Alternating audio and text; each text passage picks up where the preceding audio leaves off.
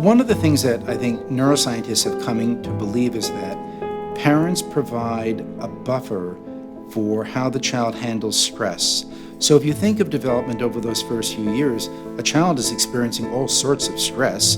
They have to be toilet trained, they have to take a nap, they don't get fed when they want to get fed. There's any number of things. There are minor things, but it makes them unhappy.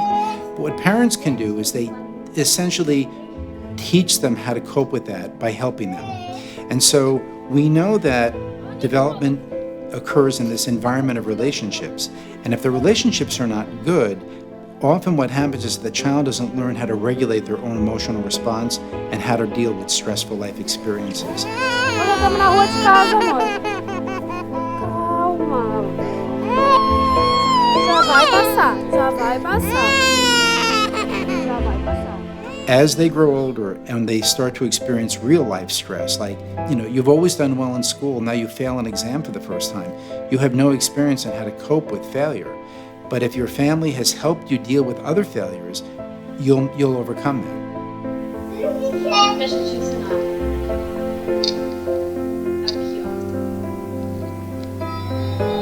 Aqui, ó. Ah, Laura conseguiu!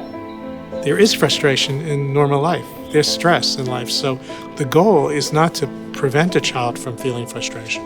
The goal is for the frustration to be manageable and for the child to learn how to deal with frustration.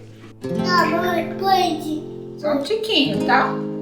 You need that little bit of challenge and the frustration that goes with not being able to do something so easily so that you work at it.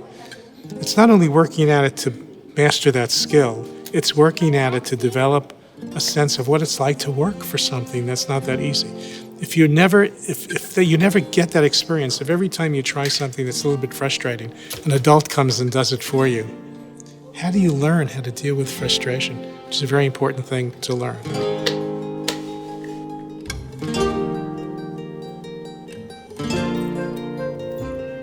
Frustration is a critical part of healthy development, and learning how to master it is a critical part.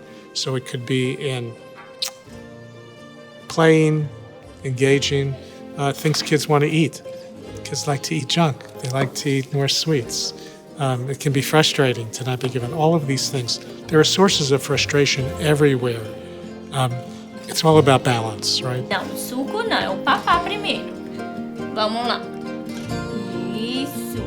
I think that we can nurture children's persistence by letting them try things, letting them learn from their mistakes, not trying to correct everything they do so quickly.